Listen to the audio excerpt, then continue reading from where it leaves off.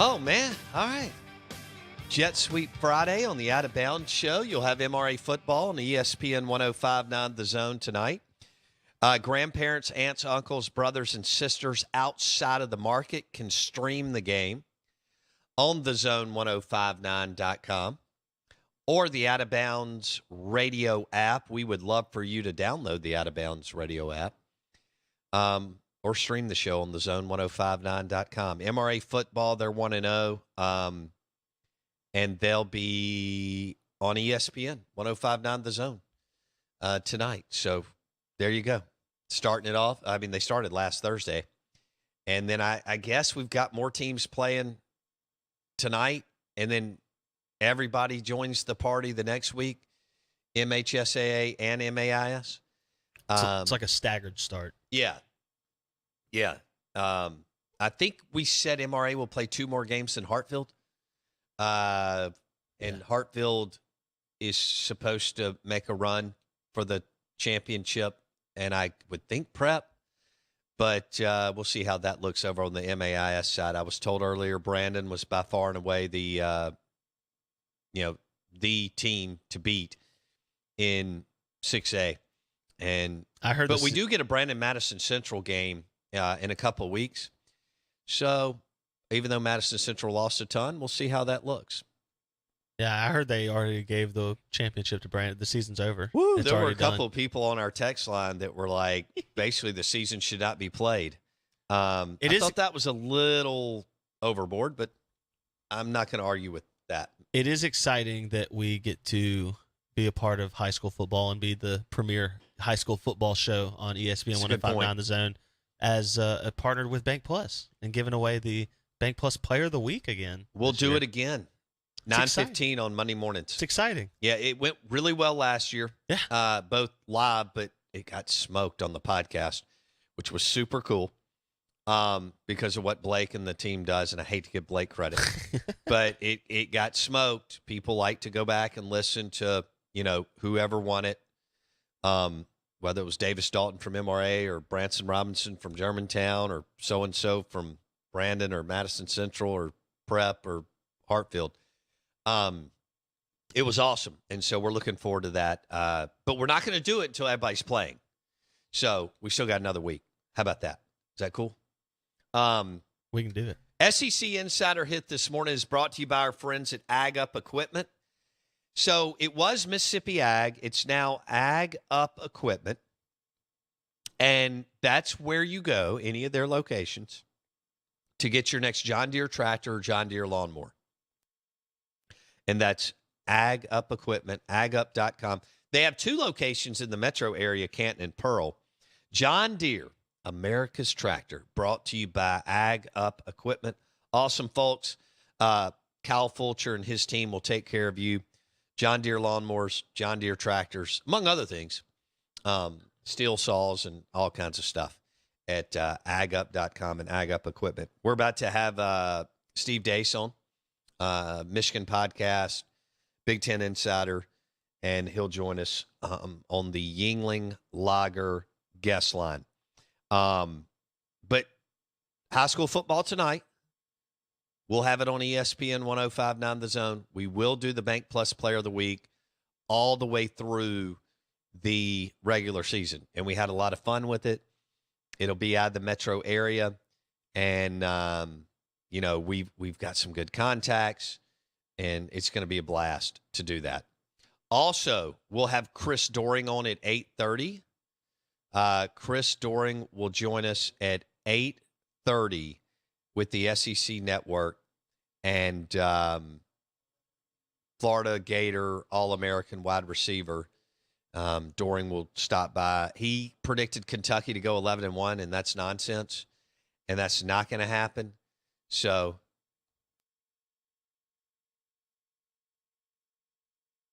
all right, we may move Steve Deace. So we're going to get back into the Big Ten media rights deal and the SEC media rights deal. Sorry, I was a little discombobulated yesterday, and we were a little off on some of what we were doing. For those of you who want to get really crazy on the numbers, CBS has been paying the SEC $55 million a year. to carry that big-time game.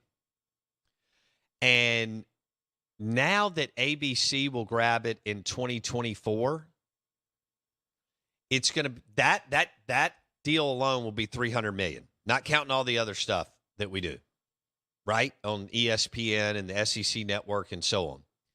So now CBS paid $350 million a year to grab the Big Ten's second best game. Fox gets the best game. Okay, so 11 a.m. Saturday morning, Fox gets Michigan. Well, no, that's not a good one. They get Ohio State and Southern Cal when Southern Cal joins the league, or Ohio State and Wisconsin, or Michigan against Penn State, or whatever. And this is where the SEC is going to slaughter the Big Ten in ratings. Our number one game will still be at 2:30 our time. It will now be on ABC starting in 2024. It will go against the Big Ten's number 2 game on CBS. So picture LSU, Bama, Florida, Georgia, LSU, A&M, and even Mississippi State and Ole Miss will make the cut some. Eventually, it'll be Texas and Florida, right? Think of those matchups going against like the Big Ten's second game that weekend, which is like Michigan versus Indiana. Slaughter. Yeah. And then don't forget that ABC is going to carry primetime games too. So not only will you have the mid-afternoon game where you're getting the grill ready and you're getting all into what's playing out as far as game day that weekend, ABC will do some double headers. I can't remember how many. And then you'll still get the ESPN game, the SEC network game, and sometimes like an ESPN2 game, right? Just depending on what's going on. If CBS is paying $350 million a year for 7 years, and they get at best the second best game, some weeks they may get the third best game, and they also only get 2 title games out of 7 for $350 a year, and ABC paid the SEC $300 million a year. Did the SEC jump the gun doing that contract when they did it? Could they have because they still weren't out of contract yet. They did it early. They negotiated 4 years early. Right. Could have done it this year. Did Sankey jump the gun a bit doing the ABC deal at $300 a year when CBS paid $350 a year for a lesser product? Right. I think you could argue that. You could also You could also, I think we all believe that thing's going to 350 plus once Texas and Oklahoma come in. The escalator. Yep. Okay. So then I think you'll be able to say, yes, it's still not the it's still deal. Apples to oranges as far as the SEC Big Ten, but you're still getting $50 million a year more over 7 years is a lot. Yeah. Yeah, Heck absolutely. Let me ask you this. Do you think that with the SEC adding Texas and Oklahoma and being at 16 teams and all that product, do you think ABC pushes to make – like CBS made midday the number 1 slot because that's what CBS had to offer in terms of time. Sure. If CBS 20 years ago had started doing the games at 6, we'd all in our brains think that was the primetime slot. That's a good point. So does ABC? Now, we still do think that night is also prime time. Yeah. If an SEC team starts at a good game, right, 6:37. We've seen Alabama, even 8 LSU. o'clock. We've seen Alabama, LSU play night games like that before. Right. LSU, Florida. And on weekends where you have 2 really good games, it's great. Yeah. 8. You'll have weekends probably starting in 24 because I think Texas and Oklahoma will be here for the start of this ABC deal in 24. Well, let's say you get Alabama and LSU early. Yeah. And Texas and Georgia late. Yeah. Yeah. And think of the day. You'll have an 8-game slate of SEC games. Right. In some of those weeks. Right. The question that I think is on everyone's mind. Can you. Arch Manning? Does this deal right now is for an 8-game conference season. would the SEC, looking at what the Big Ten got paid, because they got paid for their 9-game conference season, but it's still 12 games overall, but it's weighted on 9 conference games. Right. Would the SEC be able to add value to their deal? Will it change? Could they add enough money? Is it worth it to go to a 9-game schedule? I'm sure it is. I hope they don't. I don't think I want them to. It's better for the fandom for as a Mississippi whole. State and Ole Miss. It's worse. It's worse. It's better if you're an objective fan of good football. Right. It's better because 9 weekends or 9 weekends that an SEC team has to play another SEC team is better football over the course of a 12 game schedule. But if it's going to take out our non-conference Power 5 game, what's that going to do if we don't ever play outside the conference other than Memphis and Southern Miss, Lafayette, Tulane, yeah. right? Then how are we going to think about that over once that happens 3-4 years? It's the question that comes, and I don't need Mississippi State and Ole Miss going 5-7. I mean, we'll be fine. We cover the SEC West, and eventually I don't think we'll be the SEC West. But I like it when Ole Miss goes 10-3. Mississippi State won 7 games last year. I think both teams have a chance to win 7. I like Mississippi State at 7-5. I like Ole Miss at 8-4 with the ceiling of 9-3, and Mississippi State maybe with the ceiling of 8-4. That's a lot better for me than 5-7. You are not wrong about that. So selfishly, yes, I want to win more games. Yes, especially in November when our people are engaged and you feel like you're playing for a damn good bowl game. How about that? Yeah, I think that is. But the 9 games could. Yeah. Right now, for our listeners, it sounds like they're going to do 7 + 1, or 1 + 7. Excuse me, 1 + 7. So you'll stay with Mississippi State and Ole Miss, 1 permanent, and then you'll get a rotator of going through the league, which we're in desperate need of. It doesn't even feel like South Carolina's in the SEC. I mean, I know nobody cares about South Carolina football, but it doesn't feel like they're in the SEC. It doesn't feel like Missouri, even. Georgia, Florida, 2 big brands. Yeah. We don't see them enough on this side of the league. I need more Georgia, Bama, Georgia, LSU, Georgia, A&M. I need more Florida, Bama. I know we get Florida, LSU. You know where I'm going here. Florida, LSU, Florida, A&M. Yeah. I need more of that than some of the other stuff You'll now get it every other year because with the 1 + 7, you take out yourself. Now we're at 15 teams. You take out your 1 permanent. You're at 14 teams. That's every other year you're playing. You're playing a team, which is awesome. That's the way it probably should be. Yeah. Like you look at Georgia's schedule this year, and you're like, what? Yeah, it's a joke. What are we doing? Yeah. But I think when you look at money, and money is the root of all these decisions. I don't have any money. My daughter just went to college. I told Wendy, I was like, if I was going to get a second job, what exactly do you think I should do? And she started laughing. Anyway, go ahead. The SEC deal ends in 2032 or 34 when everything re-syncs up. It ends in 2034 after the 10-year deal. Okay. So did they also the terms? Did the SEC, is their contract, should they have done a shorter contract? Well, that's the question. The Big Ten was smart. Jim Delaney, the smart thing he did was when he signed his last deal before leaving office as the Big Ten commissioner, his last media rights deal, he did a short deal. It's what Dak Prescott and the Cowboys went back and forth with forever for. Right. Because players, to bring this to an analogy, players want shorter deals so that they can do what? Sign the next deal. Right. Get the next big payday. Because the rate, look at the SEC and what the Big Ten signed. When the SEC signed their deal with ABC in 2020, the rate was $300 million a year for the prime slot.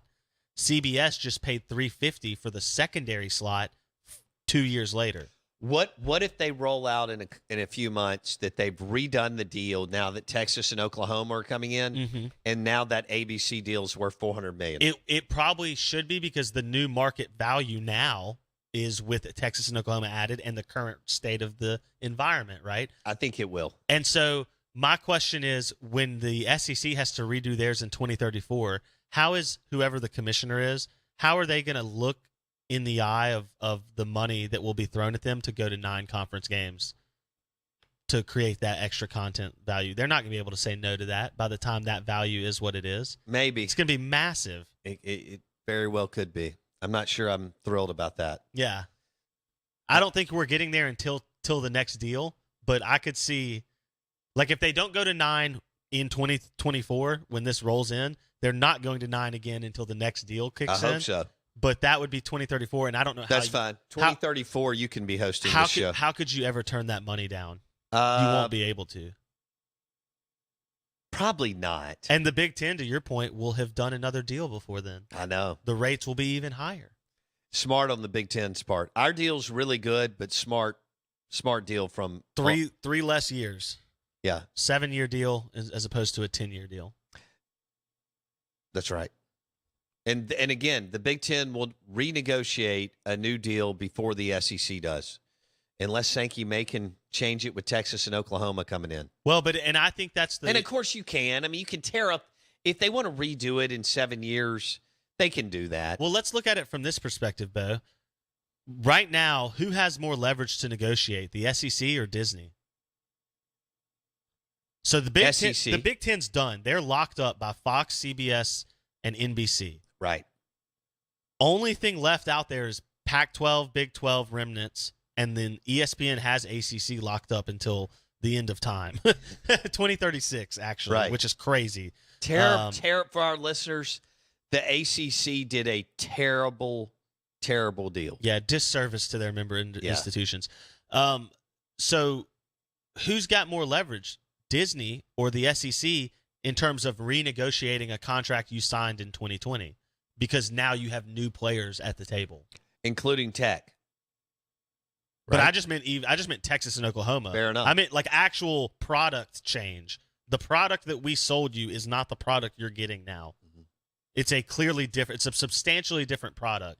So does Sankey have negotiating value? Does he have negotiating leverage over Disney to say, hey, you're no longer in the Big Ten. If you don't want to work with us, fine, enjoy the Pac-12, Big 12, and the ACC. We'll figure this out without you. Or does ESPN have enough value to say, hey, there's nowhere for you to go? I don't think it's as contentious as you – I think they sit down and have very calm, normal negotiations, and people will figure it out on both sides. And, yes, they're going to bump up the SEC's deal. Yeah, because Disney needs the SEC because they don't have the Big Ten. Right. Yeah. Yeah. All right, well, we just figured that out.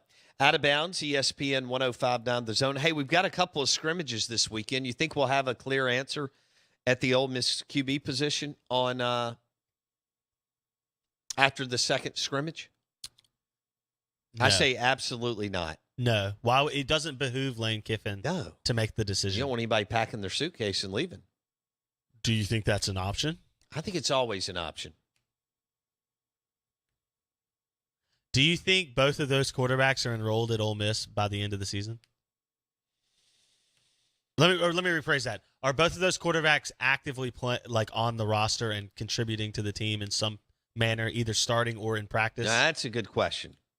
I would say yes. Because I'm not talking about a Keaton Thompson season under Joe Moorhead where he's on the roster, but he never actually did anything. That's not what I'm talking about. Oh, Joe was determined not to do anything that Dan did. I'm talking about, are they engaged? Are Jackson Dart and Luke Altmaier come Egg Bowl both engaged and active members of this team? Once you name the starter, either before the season or 4 or 5 games in, that's a good question. I'm not sure. But they may rotate so much that I'm going to go with yes right now. Okay. Yeah. What do you think? Well, there's only one person who can transfer freely, and that's Luke Altmaier. It's true. Jackson Dart could He's already burned it. Jackson Dart could go down, or he could go somewhere else and sit out a year. Right. He's probably not doing that. He's probably not doing that mid-season, for sure. If he left, it would have to be after the year. So if Altmaier wins the job, then no. If Dart wins the job, that's a great question. How long do you sit? I mean, look at what happened with Miles Brennan. And that's not all because he stayed. Part of that is his body just betrayed him. Right. He just couldn't stay healthy. But he stuck around and stuck around and stuck around, and it just never worked out. How long does Luke Altmaier stick around if Jackson Dart wins the job early, right? If he doesn't win it back, he'll be gone. Yeah. You say win it back, you're saying he has it now? No. I meant if Dart is named the guy sometime in September, but over the course of the season, if for some reason he doesn't play well and Luke Altmaier becomes the starter, yeah. So if he doesn't win it back, if you remember the Arkansas game where Matt Corral threw 75 interceptions and everybody thought that he was going to spontaneously combust in the locker room, and everybody was like, why didn't you put John Rice Plumlee in? Why didn't you put John Rice Plumlee in? And right. Kiffin said, Matt Corral's our quarterback. That's sure. Why are you asking me dumb questions? You don't think Kiffin has that belief or feeling about one of these guys at this point or early in the season, do you? No. So they're not Matt Corral at that time. Much shorter leash, right? Oh, yeah. Yeah. Yeah, no question. That's why I don't think Altmaier would transfer early. Yeah. Because the leash will be short. Well, he's not dumb. He already knows. They both know, having watched each other in practice, that there's probably not, but a fingernail's difference between the two. Yeah. And that one of them could throw 3 picks or 4 on a Saturday, and lose and the job. other one could be the starter the next week. Yeah. With Matt Corral, it was just different. Yeah. Matt was so far above and beyond throwing the football than John Rice Plumlee. Lane Kiffin was smart enough to go, of course I'm not going to bench Matt Corral, even though he had a tough day in Fayetteville a couple of years ago. Yeah. Was that 2 years ago? Yeah. Yeah. Yeah, I agree. I think that's why Altmaier would not. He would have to be a case of Dart starts playing and keeps playing and doesn't give it up. Right. For Luke Altmaier to leave. Yeah. But if by the end of the year Jackson Dart's the starter, then yeah, Altmaier's gone. That's a good point on Jackson Dart. He would have to transfer down or sit out. Yeah. I just don't think that's an option this day and age for most of these guys. I can't imagine that being the case. Out of bounds, ESPN 105.9 The Zone. We'll have MRA football on ESPN 105.9 The Zone tonight. And is it weird? It doesn't feel like Friday. It's because I've been traveling and it's weird. You're weird, but I mean, I don't know. Anyway, the Out of Bounds show is brought to you by the Breakfast Pizza at Bravo Italian Restaurant and Bar. Did you know that Bravo serves brunch on Saturday and Sunday? And you can go for a Tito's Vodka Bloody Mary and the breakfast pizza from Bravo Italian Restaurant and Bar in Highland Village. Good morning. Welcome in on a Jet Sweep Friday. I'm your host, Bo Bounds. We'll have Chris Doring with the SEC Network coming up at 8:30 on the Yuengling Lager guest line. And the show is brought to you by your next Ram truck at Mac Hike in Flowood.